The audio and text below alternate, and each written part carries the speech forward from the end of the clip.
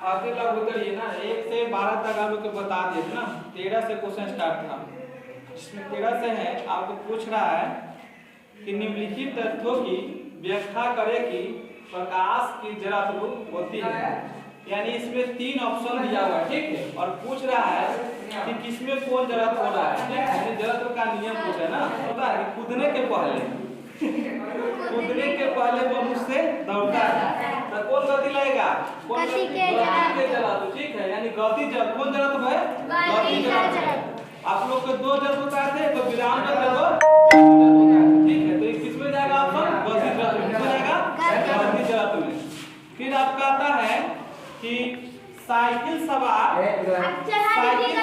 द्वारा पेडल चलाना बंद करने के बाद भी साइकिल सड़क पर कुछ दूर तक गति करता है, ठीक। कहने का मतलब हुआ साइकिल सवार द्वारा पेडल चलाना बंद करने के बाद भी साइकिल सड़क पर कुछ दूर गति करती है। मतलब आप जब साइकिल चलाते हैं और पेडल रोक देते हैं तो क्या करता है, कुछ दूर तक साइकिल चलता है। कहाँ चलता है भाई, क्या कि साइकिल मेरा गति में रहता है, ठीक है। किसी भी चीज को एकाएक आप अगर गति में है तो उसको विराम में नहीं कर सकते हैं, ठीक है।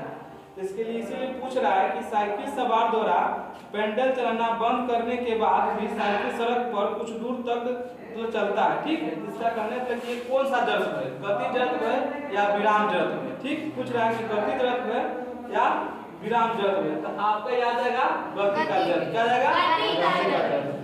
फिर तीसरा क्वेश्चन दे रहा है कि यात्री पीछे की ओर झुक जाता है, रेलगाड़ी एकाएक चल पड़ती है। तो मतलब कहने का वो समझाया है ना कि कोई व्यक्ति विराम में तो विराम लेना चाहती है और गति में तो गति लेना चाहती है। तो ये किसमें जाएगा, विराम झुक रहा था, क्या है विराम, क्या कर रहा है, विराम जड़त्व जाएगा।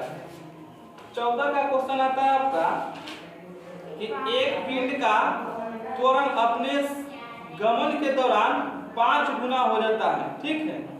तो क्या उस पर लगा हुआ बल बदल जाता है, तो नहीं, बल नहीं बदलेगा। जब त्वरण 5 गुना होगा तो आपका बल भी क्या होगा, 5 गुना होगा, ठीक। इसलिए कहा 5 गुना हो जाएगा।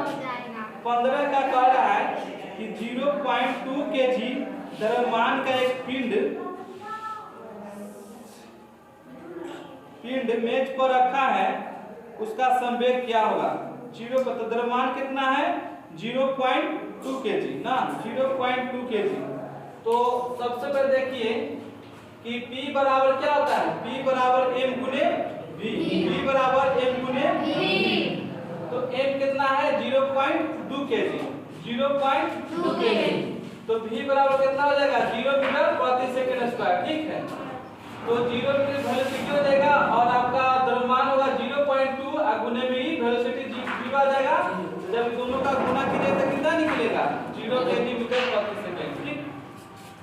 16 नंबर कह रहा है कि कोई ट्रक 10 किलोमीटर प्रति घंटा के वेग से चल रहा है और उतने ही वेग से छोटी कंकड़ भी चल रहा है, इनमें किसका संवेग ज्यादा होगा। तो आप लोग को बताया है कि फुहारे जिसमें ज्यादा वेग होगा उसका जड़त्व भी अधिक होगा, ठीक है। क्या होगा, अधिक होगा। तो क्या होगा, संवेग इसका अधिक होगा।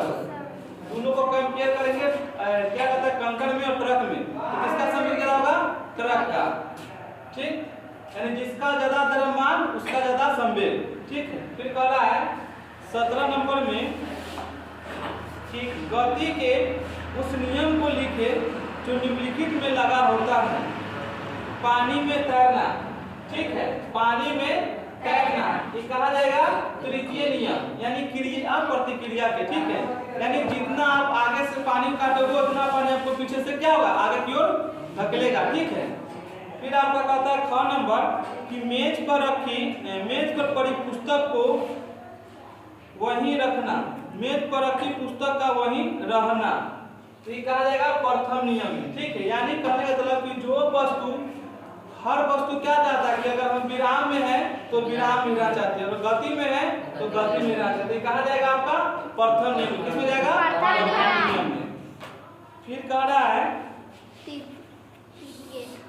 18 नंबर ना, ग नंबर ना, ग क्या कह रहा है कि गोली को छोड़ना, तो गोली छोड़ना कौन नियम? तृतीय नियम है, क्रिया प्रतिक्रिया। यानी जितना आप इसको ट्रिगर है, जितना वो आगे जाएगा उतना पीछे क्यों झटका मारेगा, क्या करेगा? झटका मारेगा। तो कहाँ जाएगा? तृतीय नियम में। ठीक। फिर कह रहा है घर्षण बल की दिशा क्या होती है? तो घर्षण बल का हमेशा विपरीत होता है। क्या होता है? विपरीत होता है। फिर कह रहा है कि 0 पॉइंट तो बता दिए हैं, एक 20 21 बताए है ना।